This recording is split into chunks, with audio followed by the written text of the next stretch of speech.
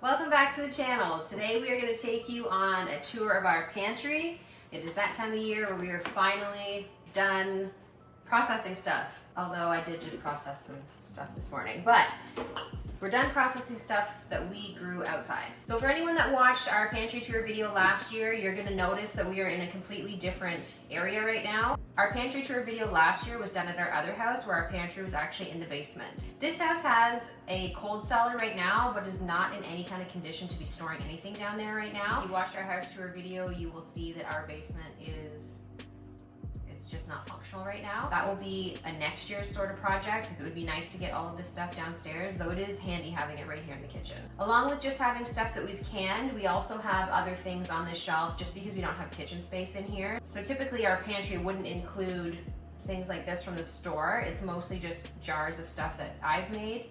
But because we're in this house, everything's kind of mishmashed all together. But that's okay because we're gonna take you on a tour anyway. So let's get started on all the things that I've canned, and then we'll touch on some of the other things that we have here that are from the store and why we have them.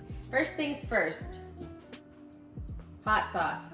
This has been on the shelf for probably 2 years. Hot sauce does take time to sit and develop its flavors and stuff.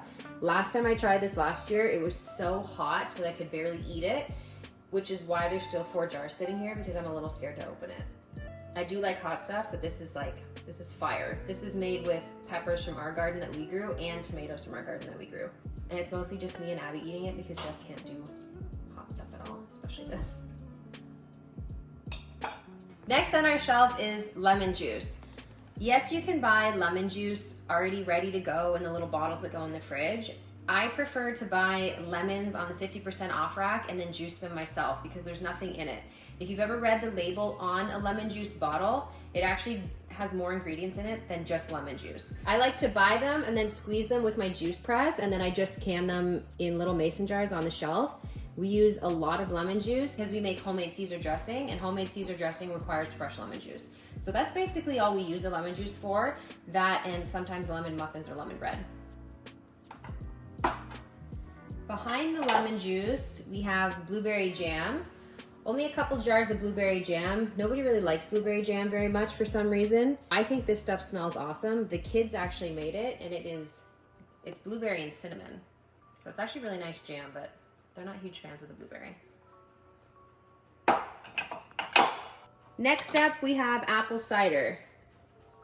So usually in the fall, I'll make apple cider with discount apples from the grocery store.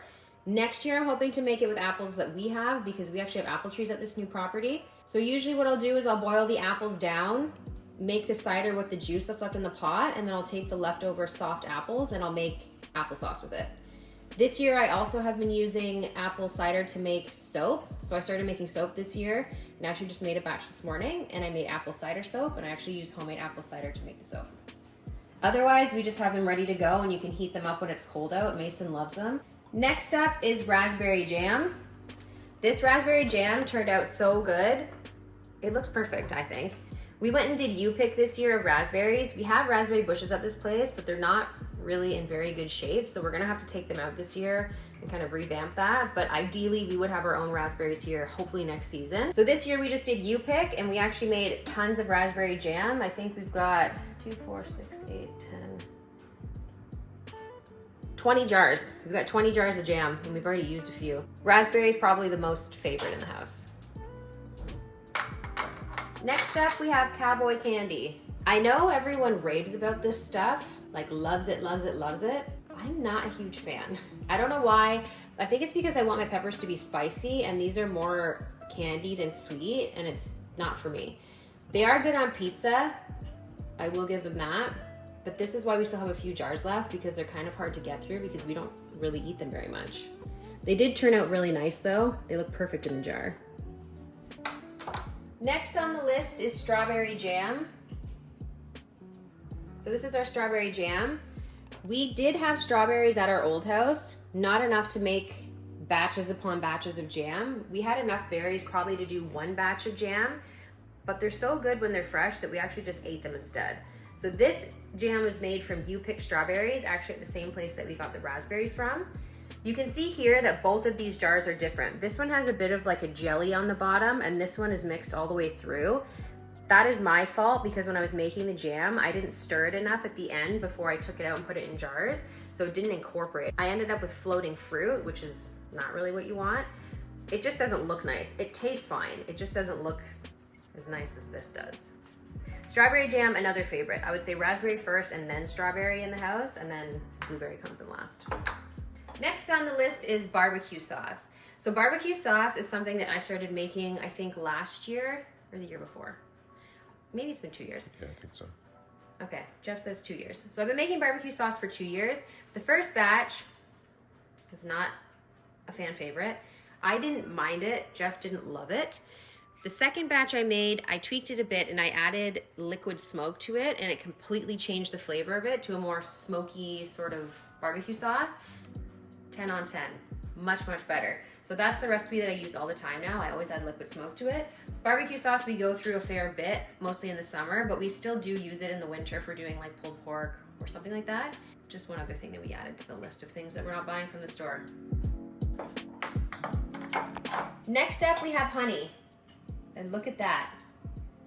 If you watched our pantry tour video last year, you will know how much I fixated on this honey, because last year was the first year that our bees actually produced honey that we could put in a jar and put on the shelf.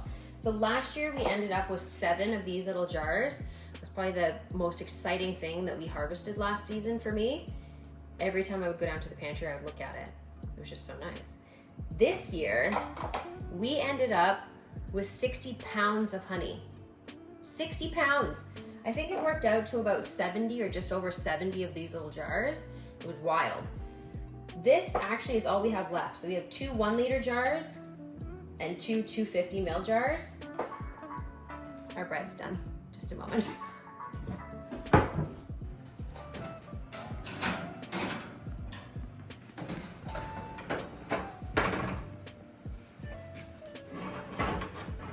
This is a new pan that I've been using to do bread. It's called the Pullman pan, and it makes a very square loaf of bread, but it's perfect for sandwiches. I was making bread in regular bread pan, but I found it like rose too high over the pan and it was just obnoxious to put in the toaster, so I went with this pan, and it's absolutely perfect. Look at that. Perfect square loaf of bread for sandwiches, and it fits absolutely perfectly in the toaster. I forget where I left off because the bread distracted me, but basically what I'm saying is this is all we have left. This is it. These two are already sold. I just haven't dropped them off to the person who picked them up. But this is all we have left to get us through the winter. This is enough for us, but I definitely don't have any more to part with.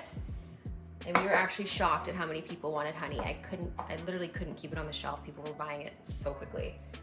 And then this one was just a little drip left over, so I put it in this cute little cup. This honey up here is just the stuff that we're actually in the middle of using right now. That's why it's up here on the shelf. Down here we have our salsa. I know they look very dusty, but it's because we have extremely hard water, and we actually just got a water system put in last week. So moving forward, our jars don't look like that, but that's why they're all foggy and cloudy looking. So this is our salsa. I make it probably 2 or 3 times a year. We do eat quite a bit of salsa. So I just made this, I think last week. Yeah, last week. So typically what I'll do is in the winter or in the off season, I'll buy stuff off the 50% off rack, like red onions or green peppers. I'll cut them up, measure them out so they're in the appropriate size for a batch, put them in the freezer, and then when we run out, all I have to do is take that vacuum sealed bag and dump it in a pot and cook it, and it's already ready to go. I don't have to do anything except for add a little bit of vinegar and a couple spices. So that I find is very handy because we eat so much salsa. But this is our salsa, so this will last us, I don't know, a couple months, and then I'll have to do it again. So moving over here, we have our maple syrup.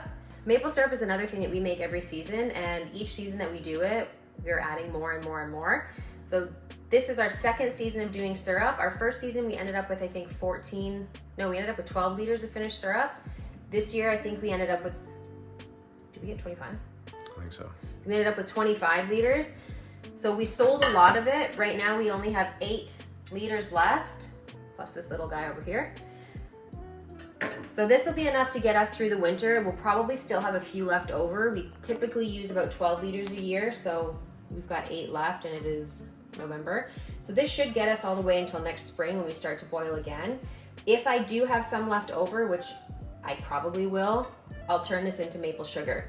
This year we're tapping 40 trees. Last year we tapped 25, so we will definitely have an abundance of syrup next season. But like I said, we sold a lot of it, so we're just kind of upping our syrup every year. Over here we have pickles. Our cucumbers did so well this year that I could not keep up with the amount of pickles that we needed to make with them. We were eating cucumbers every day out of the garden, but we could not even eat near that many cucumbers, so we ended up with 3, 6, 9, 12, 13 jars of pickles, and I think we've already eaten 3. And I will be honest that I made some of these jars, but the kids actually made most of them because I was working and I didn't want the cucumbers to go bad. So the kids actually made the cucumbers. Actually, I haven't tasted them yet. Have you? The pickles. Have you tasted these? Did I say cucumbers? Made the cucumbers, yeah. Okay, the kids didn't make the cucumbers. They made the pickles, but I haven't tasted them yet. They've been eating them. I haven't had one yet. The dill in there is also dill that we grew ourselves. So next year we'll have our own garlic in there. We did grow garlic this year. We just didn't have enough. Over here we have sweet potatoes. I only have a few jars of these. These are bought off the 50% off rack in the off season, and then I just pressure can them so they're ready to go. I can dump this into a stew. I could dump this in a pot with some chicken stock and blend it up, and then we have sweet potato soup. It's really just like an extra thing. Jeff really likes the sweet potatoes. I like them, but I'm not a huge fan of them. But it's just nice that they're already ready to go and they're already cooked in the jar. Over here we have our crushed tomatoes, which were made from tomatoes from our garden. We've got 2, 4, 6, 8, 10, 11 liters. I've used a few already, and I do have a couple jars in the freezer that didn't seal. I pressure canned them twice, but for some reason they didn't seal, so I just put them in the freezer. So we ended up, I think, in total with 19 liters of crushed tomatoes. Normally I would take some of these crushed tomatoes, I would make spaghetti sauce, but I decided I'm just gonna leave them all crushed tomatoes because you can just make tomato sauce out of this, dump it in the pan, add a few things to it. That way we have more options of things that we can make with the crushed tomatoes. On this shelf, we just have all of our dry pasta. So this stuff I buy when it's on sale, it's 50% off, it's marked down, it's whatever it might be. I don't buy pasta at full price. So I buy it all when it's on sale, and then I just dry can them. So basically you take the pasta out of the package, you put them in a mason jar, you put the mason jar in the oven, I think at 200 degrees Fahrenheit for an hour or something. You pull it out, you put the lid on and the ring, and then you leave it and it seals itself. I do that because it keeps bugs and other things out of the pasta and it actually lasts longer on the shelf instead of having a whole bunch of bags sitting on the shelf. Obviously there's exceptions like spaghetti because I don't have dry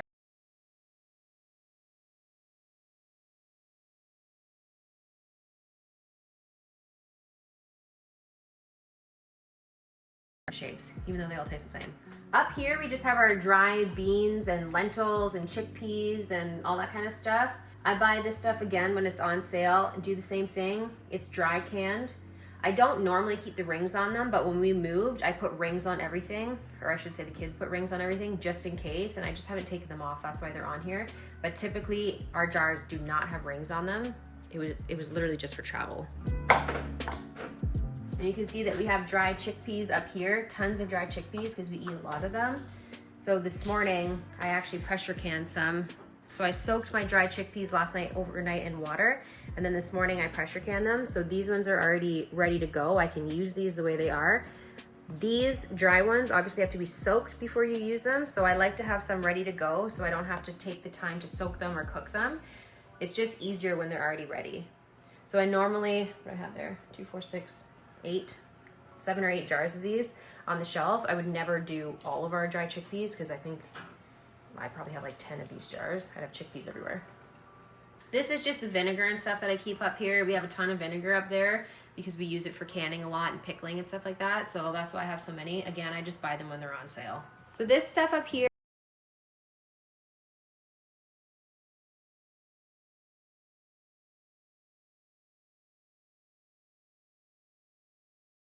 expensive. It's $12 a bottle, but when it's on sale, it's $7.99 or $6.99. So when they're on sale, I buy tons, as many as I'm allowed to take. The usual price used to be $6.99 or $9.99, on sale for like $5.99, and I don't know, in the last few years it's tripled. So I buy all of them that I can take when I see them on sale. The rest of the stuff up here is just, you know, molasses, coconut milk, curry paste, Jeff's coffee filters, vinegars I buy when they're on sale, soy sauce I buy when they're on sale. I don't really buy anything that's not on sale. And then we got a box of Rice Krispies up there because sometimes we make Rice Krispie squares. This shelf down here is mostly just school snacks and stuff that I make. So normally we have a thing of cookies, but it's Thursday today, so we're almost at the end of the week. So we're basically out of cookies. There's usually one of muffins or one of some kind of bread, like banana bread or zucchini bread. But again, it's the end of the week, so we're down to basically nothing. This is just a container of croutons in a very dirty, hard water looking jar. Again, it's just our water, but I make croutons, put those in here so they're ready to go for salad, and then this is just our little Dutch stuff that we eat. Down here, we just have extra stuff like noodles for stir fries, egg noodles for soup, brown sugar, packs of spaghetti, some icing sugar and stuff in there. Again, it's all stuff that I bought when it was on sale.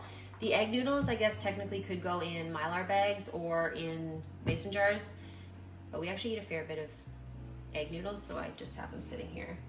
Then we just have crackers, the usual stuff.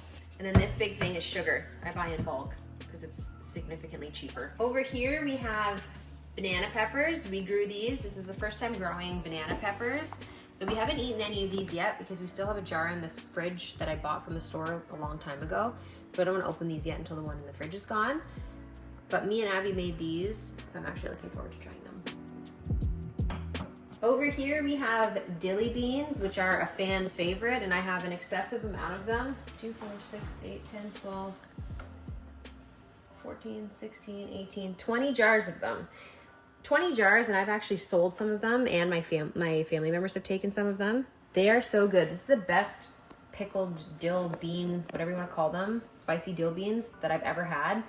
We'll continue to make these every year. Very good. And these beans we did grow from our garden, and same with the dill. Back here we also have pickled jalapenos, which we also grew ourselves, so kind of the same as the banana peppers. Me and Abby put these together. I have yet to try them again because we still have a jar left in the fridge. So I'm looking forward to trying these. Over here we just have more beans, and then we also have green salsa. The green salsa is made of green tomatoes, and that is because our chickens would not stay out of the garden and I didn't want to waste them. So I pulled them all when they were green, whatever was left, and I ended up making a green salsa. It's actually really good. It's nice on fish tacos or just regular tacos or quesadillas. I think I only have a few. Yeah, just this row left. So we're eating through it. Over here we have Zucchini Relish. This is not something that I've ever made before. I do not like relish, but Jeff was very adamant about having Zucchini Relish this year because his grandma used to make it all the time. So I said, give me the recipe and I'll make it. And this is actually so good. It's really good on hamburgers or sausages on a bun. I don't know what else you put it on. What do you put it on? Just usually that, hamburgers and hot dogs, sausages. Okay, well I guess we're eating a lot of hamburgers and hot dogs and sausages then because this is all zucchini relish. Our zucchini were absolutely ridiculous this year, and this actually isn't even all of it. I have bags upon bags of grated zucchini in the freezer that I'm gonna make more zucchini relish with because we had so many zucchinis. This is definitely something I'll make again if we do make it through this. Over here, we just have some black beans already ready to go, kind of the same as the chickpeas. So the dry beans are up on the top like I showed you, and then these are just ones that I've already soaked that are already in jars and ready to go. Again, we have really hard water, so these look not very nice. These are good for chili. Really, you can add them to soup and stew, whatever you want. Sometimes I make black bean brownies, which are really good. Not everybody loves them, I do. But lots of uses for dried beans. This over here is maple beans. So this is actually white navy beans, and then I made a maple sauce for them and canned them. So they're ready to go. Put them in chili, or you can eat them as Jeff likes them with white toast. Beans and toast. Over here, just more dried beans. This is mung beans, same thing, just ready to go. They look very unappealing in the jar, but are actually nice when they're in something. Actually, didn't you just use these to put in a curry the other day? Usually, yeah. Yeah. So Jeff will put them in curry when he cooks. I just add them to whatever. But yeah, just a little bit of extra protein. Over here, we have some pickled carrots. These are carrots from our garden. These are actually incredibly good. So what I did with these was I used the exact same spicy dill recipe that I used for the beans, and I just put carrots in it. So basically it's like a spicy, crunchy dill Carrot, dilly carrot. I don't know. It's good. Over here we have applesauce. I don't know why that is stuck on there. Repurposing a jar, I guess. This is applesauce, so this is all leftover apples that are from when I made apple cider. Didn't want it to go to waste, so I jarred it up and put it in jars. We don't eat a ton of applesauce, but actually now that we have that half a pig in the fridge, pork chops and applesauce. Yeah. I'll have to look into some ways to use applesauce because I got tons of it here. Oh my God. Down here we just have a tote full of oats. Again, it's cheaper to buy in the big bags, so I buy them in the big bags and I put them in the totes. This over here is just all my lids and rings, boxes of new lids, tons of rings, all my canning stuff's in there. Over here is just all of our dried spices that I use for cooking. Some of them we grew in the garden and I dehydrated and put on the shelf. For example, parsley, that's something that we grew. There's more parsley here that we grew. Basil, there's a little bit left that we grew. Mint, we grew. Lots of stuff that we grew ourselves, but also lots of stuff that we didn't grow ourselves. Oh, I also did sage this year too. And I did garlic scape powder, which is actually incredibly good. If anyone's ever grown garlic and needed a way to use the scapes, I dehydrated them and pulsed them in the Ninja.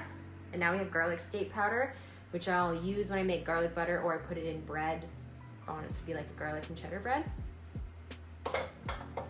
The rest of the stuff is from the store, just not stuff that I've grown yet. Actually, thyme we did grow too. Down here, we have all the vanilla. So I made tons of vanilla. This bottle is from last year, so this is actually good and ready to use now. These other bottles that are back here, I have 2, 4, 6, 8, I have 10 of them.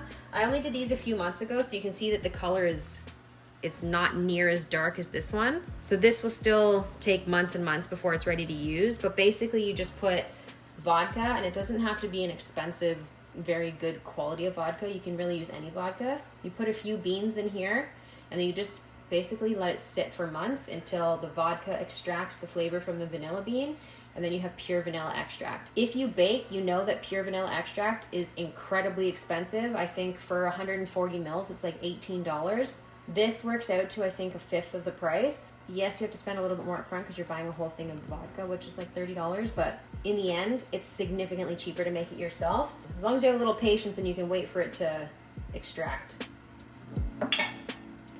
Over here, we just have our grains. So we have rice, basmati rice, and we have couscous. These are also dry canned, but just have rings on them for transport when we moved. Over here is our chicken stock, which I just made a week ago or so because we ran out. So normally I would do 5 carcasses. I'll save them up in the freezer, and then one day when I need to, I'll boil the whole batch down and make chicken stock, and I usually end up with about 20 liters. We go through a ridiculous amount of chicken stock, so this actually won't last very long. But the color on this batch is, oh my God, it's so nice. It's so orange and perfect. So this broth is all made from chickens that we grew here, our meat birds. We've eaten the bird, we saved the carcass, and we made the chicken stock. So just something that we completely produced for ourselves. And then over here, we just have a few extra cartons of eggs. Chickens are slowing down just based on the time of year. The days are getting shorter.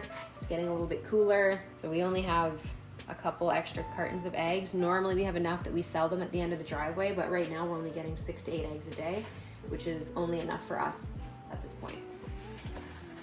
Over here, we just have some boxes of spaghetti because I'm running out of spaces to put stuff. Down here is just another tote bin of extra spices to fill up our jars up here.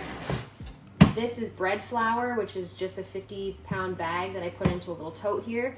We use an insane amount of bread flour, so it's just another thing that I buy in bulk. And actually, I just picked up a bag 2 days ago. It's just sitting here. It needs to go in the tote, but I won't add it to the tote until this one's completely empty. And then over here, I just have another tote of all-purpose flour. Lots of totes of flour. Up here is just all of our baking stuff, baking powder, brown sugar, cornmeal, coconut oil, lemon extract, which I actually want to make this year, and peppermint extract, which I will also be making this year. This is just stuff that I use for baking on a regular basis. Bran, cocoa, oats, stuff like that. And then some of our vanilla here. On the top shelf, we just have some extra jars. This is a new jar, it's 4 liters. I'm very excited. I'm not sure what I'm gonna put in that jar yet, but look at the size of it.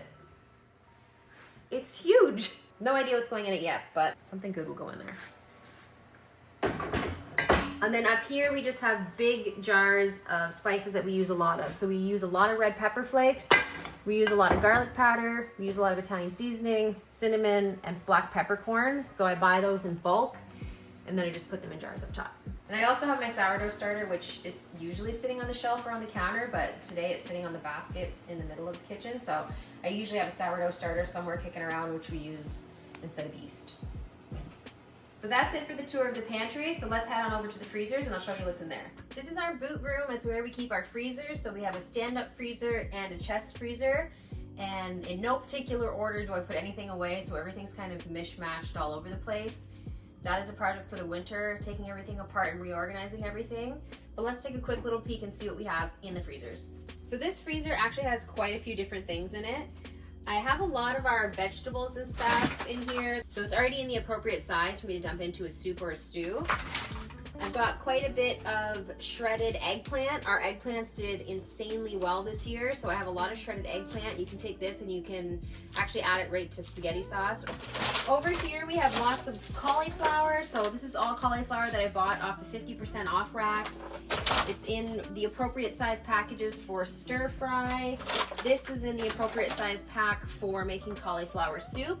So lots of cauliflower in lots of different sizes. We also have a quartered up deer in here. So we got a deer this year at hunting season. So this is a hind quarter of the deer. Then I have another bag in here that's got the front quarters in it. So later on in the winter when we have time, we'll take it out, we'll thaw it, and then Jeff can finish butchering it up the way that it should be done. This is just so we could get it into the freezer quickly because we were running out of time to actually process it. We also have turkeys in here. So we did turkeys this year for the first time, and this is 20.6 pounds. So you can see that our turkeys were big. So they actually turned out really well. We had one at Thanksgiving, so we'll have one at Christmas and Easter and maybe Mother's Day or something, who knows. Turkeys turned out great, and we have a few left in the freezer for the rest of the year. We also have a ton of chickens in here. So I think we have 15 chickens in this freezer, and then outside we still have 18 chickens that need to be processed next week. So lots of chickens in here. These are all chickens that we grew ourselves too.